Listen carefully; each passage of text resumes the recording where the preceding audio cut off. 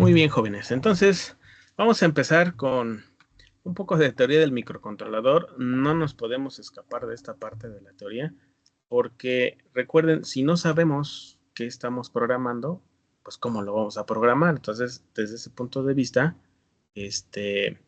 tenemos que ver qué trae por dentro el micro, cómo trabaja, cómo se configuran las cuestiones básicas y demás. ¿Órale?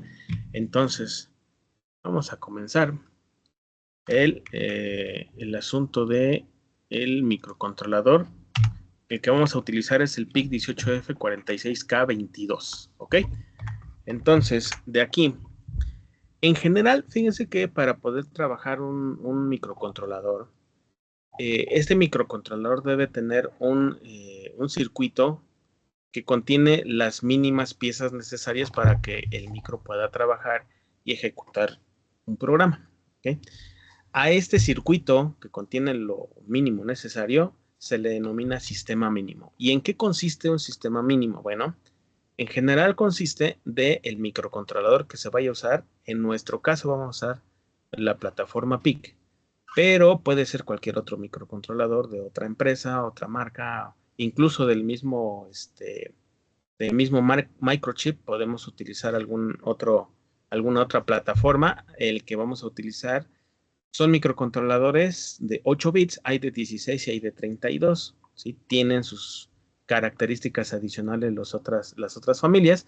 Entonces, el que vamos a utilizar nosotros es precisamente el de la plataforma de 8 bits, o uno de tantos que tiene de la plataforma de 8 bits, ¿sí? Entonces, aparte del microcontrolador, el micro necesita a fuerza un circuito de alimentación. Aquí hay algo importante, dependiendo del tipo de alimentación que vayan a utilizar, puede requerir alguna etapa de acondicionamiento. ¿Por qué? Porque pudiese ser que si no tienen una fuente de voltaje a la mano, una de laboratorio, por ejemplo, y quieren utilizar algún eliminador, ¿sí? Entonces necesitan utilizar una etapa de regulación de voltaje para asegurar que el voltaje está dentro de los 5 volts necesarios, ¿ok? Entonces, ahí necesitamos esa etapa o ese circuito de alimentación. O a veces ya venden unas fuentes que se pueden poner dentro del protoboard y se conectan y lo pueden conectar o a un eliminador o a la computadora, a un puerto USB, y pueden alimentar el circuito. Entonces, ahí ya depende mucho de las herramientas o los componentes que tengan ustedes disponibles. ¿Qué otra cosa necesita un microcontrolador? Bueno, necesita un circuito de reloj. Resulta que los microcontroladores resultan ser un circuito digital, un circuito electrónico digital secuencial. Entonces, si recuerdan en su materia anterior que eran sistemas digitales, si no mal recuerdo, tuvieron que haber trabajado con un tipo de circuitos secuenciales, dentro de los que se encuentran, por ejemplo, los flip-flops, los contadores, que a fuerza necesitan un circuito de reloj. ¿Qué es un circuito de reloj? Bueno, pues es una señal periódica cuadrada que permite sincronizar todos los eventos internos de estos dispositivos o de un circuito en general, ¿sí? De tal forma que necesitamos un pulsito cuadrado, y sin ese pulso cuadrado, pues el microcontrolador o cualquier circuito secuencial, pues simplemente no hace nada, no porque esté mal construido, sino porque no tiene la base de tiempo para funcionar, ¿ok? Entonces, un microcontrolador, al ser un sistema secuencial, necesita forzosamente un circuito de reloj. Y finalmente tenemos una etapa que es el circuito de reset. Ya después vamos a ver con más detalle qué significa que es el circuito de reset, pero el circuito de reset finalmente lo que hace es generar un reinicio de todo lo que tiene adentro el micro a valores por default, además de regresar el contador de programa cero para que inicie en esa posición. Entonces, para eso sirve el circuito de reset en general, ¿sí? Y a fuerza necesitamos colocar uno, o incluso, al menos en este microcontrolador que vamos a utilizar, podemos omitir ese, podemos omitir este circuito de reset. Tiene sus pros y sus contras omitirlo. Si ya sabemos que un programa funciona por completo, pues se puede omitir el circuito de reset, ¿ok? Entonces, el microcontrolador necesita esas tres etapas en general para poder comunicarse con los periféricos externos. Ahora, un microcontrolador, ¿sí? Por dentro, ¿qué contiene? Finalmente tiene una CPU, ¿sí? La CPU no es más que el núcleo que interpreta y ejecuta las instrucciones, pero además de eso, dentro del mismo microcontrolador hay dispositivos de entrada y salida. Entonces, fíjense que aquí podríamos decir que los microcontroladores tienen todo lo necesario de manera interna para controlar un proceso. Por eso es que se llaman microcontroladores y están pensados en eso. Los microprocesadores, por su cuenta, no pueden hacer más que comunicarse con otros elementos, pero que están fuera del chip, ¿sí? Por ejemplo, en una computadora, en una PC o ya incluso en una laptop tienen el microprocesador, pero externamente está la tarjeta de audio, la de video, la controladora USB, el chip que controla el puente norte, el puente sur. O sea, hay varios elementos de una, dentro de una tarjeta madre que se comunica con el microprocesador, pero el microprocesador lo que hace es coordinar todos los eventos entre todos, pero esos elementos están fuera del microprocesador. En el caso de un microcontrolador no funciona así, sino que tiene el CPU como tal, pero además incorporados dentro del mismo chip hay distintos periféricos que se pueden utilizar, ¿sí? Por eso es que aquí en esta imagen podemos ver que tenemos a un CPU. Ese CPU tiene una ALU, tiene una unidad de control, tiene un reloj, puede tener varias cosas más. Tiene el CPU como tal, es decir, bueno, sí, todo lo que tiene que ver con ir, traer la instrucción, decodificarla, traer los operandos, ejecutarlos, guardar los resultados, todo eso viene dentro del CPU como tal. Ahora, aparte, tenemos una unidad de almacenamiento en los microcontroladores más actuales. Y digo más actuales porque, por ejemplo, me tocó trabajar con un microcontrolador que era de Intel, después se pasó a Atmel e incluso creo que ahorita lo comercializa Microchip, que era el Core 80C31, 80C51 y todas las variantes de ese tipo que antes necesitaban una memoria EEPROM o E cuadrada PROM externa para poder grabar ahí el programa. Y entonces había que hacer un circuito completo para comunicar al micro con esa memoria externa. En la actualidad ya no, internamente le ponen memoria flash o algún tipo de memoria que se puede programar, pero que se encuentra dentro del mismo microcontrolador. Y de ahí la necesidad posteriormente de tener un programador que es el que se encarga de pasar el programa que se desarrolló en la computadora y grabarlo dentro del microcontrolador. El enlace entre la computadora y el micro es precisamente un programador externo, que vamos a ver en unas diapositivas que vienen adelante. Entonces, ¿qué más viene? Viene un dispositivo de entrada-salida 1, entrada-salida 2, o también los podemos llamar periféricos, pero todos ellos, tanto el CPU como la memoria, como los dispositivos periféricos, se conectan entre sí a través de 3 buses.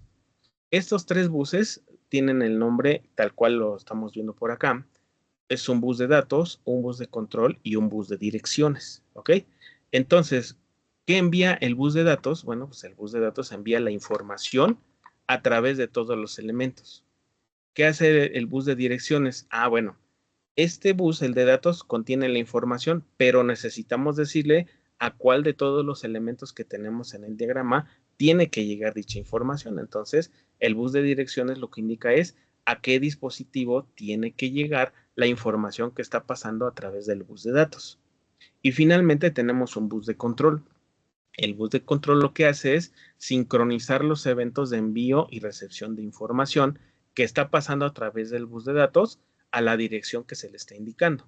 Entonces, el bus de control es el que sincroniza a qué horas te envío la información o cómo te la envío, y quién la tiene que recibir, quién la tiene que enviar y todo eso. Quien controla las comunicaciones, a qué horas tienen que suceder, es el bus de control. Entonces, en resumidas cuentas, el bus de datos tiene la información a enviar. El bus de control dice a qué hora se tiene que enviar y el bus de direcciones indica a dónde se tiene que enviar. Y todos los sistemas de microcontroladores y de microprocesadores tienen esos 3 buses, ¿ok? Ahora, hay algo muy particular en cada uno de estos 3 cuadritos o cada uno de estos cuadritos. Hay un cuadrito interno que dice registros, ¿sí? Bueno, ¿qué es un registro? Desde el punto de vista aquí, sistemas digitales o electrónica digital. Bueno, un registro es una posición o un área de memoria RAM, y digo RAM porque en cuanto apagamos el micro se borra, que me sirve para poder configurar el comportamiento de cada uno de los elementos del microcontrolador. Por ejemplo, el CPU por sí mismo tiene registros que controlan su comportamiento. Si yo quiero que, por ejemplo, el CPU entre en modo ahorro de energía, un ejemplo, bueno, por ahí habrá algún registro, o sea, una posición de memoria, en la cual si yo pongo un 1 o un 0 en una posición, un bit o un byte en particular, entonces el microcontrolador va a entrar en modo de ahorro de energía, por ejemplo. O que, por ejemplo, aquí los registros, ¿sí?, de los dispositivos de entrada y salida o periféricos, por ejemplo, uno de los periféricos en realidad del microcontrolador son los puertos de entrada y salida, ¿sí? Vamos a ver más adelante qué significa eso. Entonces, si yo quiero que uno de los pines del microcontrolador sea de salida, entonces tengo que ir al registro correspondiente de ese grupo de pines para indicar que ese pin va a ser de salida. ¿Cómo se le hace? Normalmente se ponen unos y ceros, o sea, todo aquí, acuérdense que es binario, entonces se le ponen unos y ceros en ciertas posiciones de memoria para indicar o configurar al microcontrolador que tenga cierto comportamiento, en este caso que estoy dando el ejemplo del puerto de entrada o salida, que sea para salida o que sea para entrada, ¿ok? Y así sucede, por ejemplo, ¿qué otras cosas tiene el microcontrolador que vamos a utilizar? Bueno, pues tiene, por ejemplo, un temporizador. Entonces, ese temporizador tiene asociado un contador binario, tiene asociado un bit que indica que ya tiene que empezar a temporizar o que se apague el temporizador. Todas esas capacidades de configuración que yo tengo de ese periférico se comunican a todo el sistema a través de esos registros. Por eso es que en cada uno de los cuadritos viene este cuadrito que dice registros, que no son más que las palabras con las que configuramos a cada uno de los periféricos, incluso al CPU, ¿ok? Entonces, esos son los registros y parte del éxito de entender o de poder manipular un microcontrolador radica en entender, pues, cómo configuro cada cosa a través de estos registros. Entonces, recuerden, los registros en general son posiciones de memoria, pero que están asociados a la configuración del componente en particular, ¿sí? Y aunque son posiciones de memoria, no son posiciones de memoria como para generar variables y todo eso que estamos acostumbrados al programar, no, sino que están destinados específicamente a poder configurar ya sea el CPU, ya sea el dispositivo de entrada, salida 1, 2 o 3, ¿ok?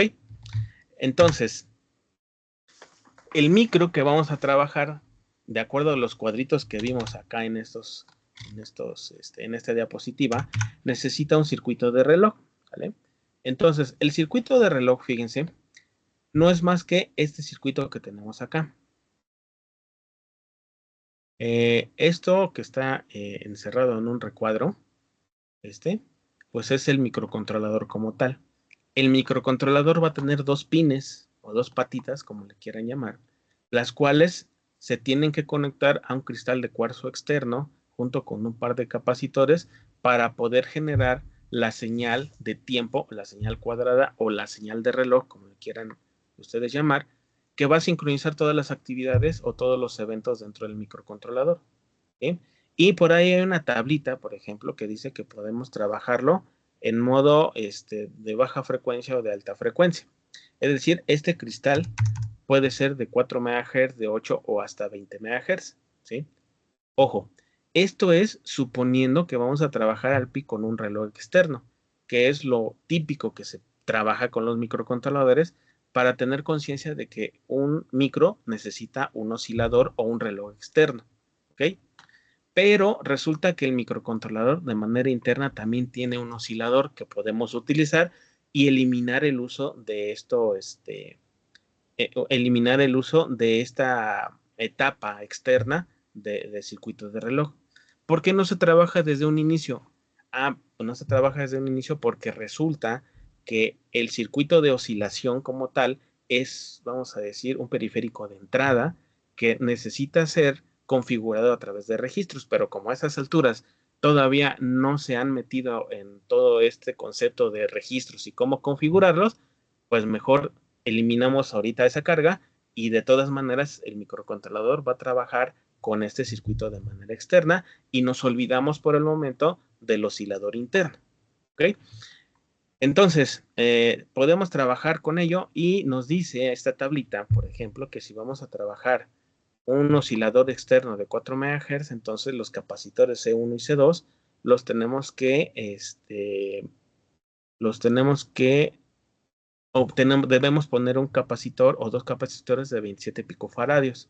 Si trabajamos con uno de 8 MHz, entonces son de 22 picofaradios, y si trabajamos con algo de 20 MHz, son de 15 picofaradios. Yo particularmente he intercambiado los valores desde 27 picos hasta 15 picofaradios y la verdad no he visto algún problema grave si yo tengo un oscilador de 8 MHz y le pongo unos capacitores de 27 picofaradios, ¿sí? Por algo el fabricante me da esta tabla, ¿no? Y hay que tratar de seguirla. Pero si en alguna emergencia o en una situación que no lo tenemos a la mano, pero queremos hacer pruebas, bueno, podemos llegar a utilizar capacitores que vayan en este valor. Eso sí, los dos deben ser del mismo valor, ¿ok? Entonces, dependiendo del oscilador o el cristal de cuarzo que compren, es el conjunto de capacitores que deben comprar. Como son baratos, en realidad, pues yo les sugiero incluso que compren dos de cada uno y ahí van a tener disponibles en todo momento, ¿no? Igual pueden comprar los tres cristales y en algunas aplicaciones, pues es conveniente utilizar un reloj de 20 MHz. En algunas otras aplicaciones es conveniente usar uno de 4 MHz. Incluso del reloj interno, si no mal recuerdo, creo que tiene una frecuencia mínima de 32 kilohertz o algo así. Entonces son valores más pequeñitos, pero bueno, después vamos a ver el asunto de la etapa de oscilación. Ahora, el circuito de reset. El circuito de reset está bien sencillo si se fijan. Igual tenemos un recuadro en el cual este es el microcontrolador y el microcontrolador tiene un pin específicamente para conectar el circuito de reset. ¿El reset qué es? El reset no es más que un pin que recibe un pulso, es decir, típicamente debe estar en algún valor, ¿sí? De hecho, si se fijan aquí dice MCLR, pero tiene una anilla en la parte superior, lo que indica que trabaja con lógica negativa. ¿Qué quiere decir? Que si yo quiero manejar un reset o quiero generar un reset en el microcontrolador, debo poner un nivel lógico bajo, o sea, debe llegar a un cero lógico y después regresarse a un 1, ¿sí? Entonces, para generar eso, el circuito más sencillo y típico que se maneja, a reserva que se quiera evitar ciertos rebotes en los pulsadores, porque los pulsadores normalmente tienen rebote, podríamos agregar un circuito con un capacitor adicional, pero por el momento podemos trabajarlo así. Necesitamos una resistencia de 1 kilo ohm, y hacer esta conexión. Si se fijan aquí donde dice reset, sin pulsar, obviamente, el pulsador, aquí estaríamos en un nivel lógico 1 de manera constante. ¿Por qué? Porque como la resistencia está desconectada, porque el pulsador no se ha presionado, entonces aquí no hay corriente, y si no hay corriente, no hay voltaje, y un voltaje igual a cero es un cortocircuito. Entonces el resistor o resistencia aquí en un principio está en corto, y entonces los 5 volts que tenemos aquí en la parte superior son los que están llegando a el reset. Cuando presionamos el push o el botón o el pulsador, lo que sucede es que este reset, en vez de que esté conectado a 5 volts, se conecta automáticamente a tierra. ¿Por qué? Porque la resistencia R1 ya va a tener corriente eléctrica, va a tener su caída de voltaje, pero esta parte se va a conectar directamente a cero.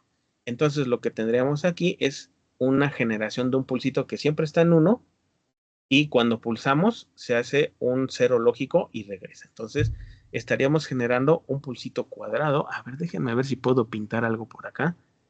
A ver si lo puedo hacer con el mouse. A ver, déjenme ver, creo que si era este. Permítanme un momento.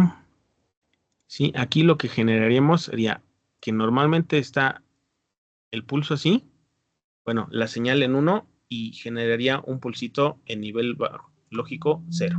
Entonces aquí tendríamos un 1, aquí tendríamos un 0 y aquí tendríamos un 1. Ese pulsito es el que hace que el microcontrolador entre en un reset.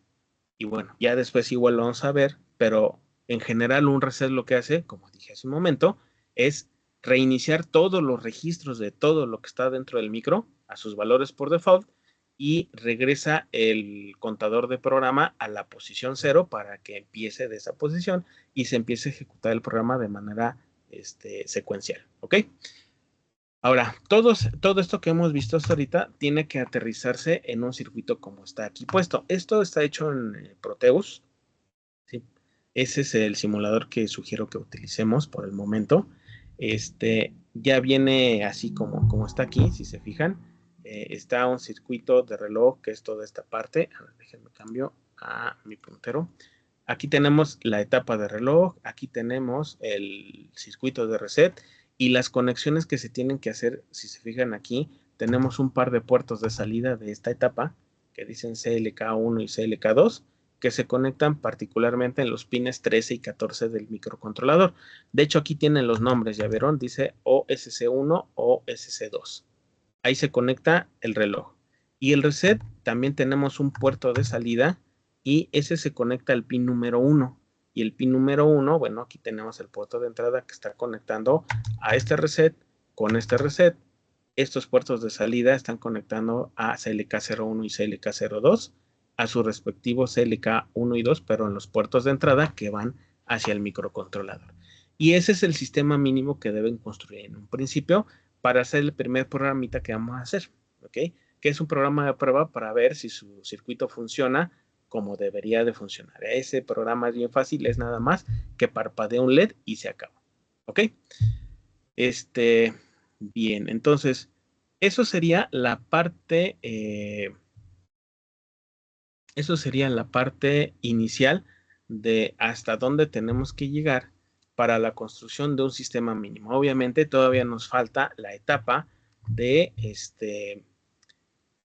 nos falta la etapa de cómo lo programo. Eso es otro paquete, pero que tenemos que ver a fuerza para poder generar este primer programa. ¿Ok?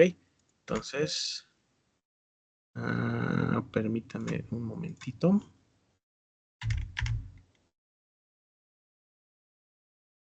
¿Sí? Y vamos a poner aquí esto.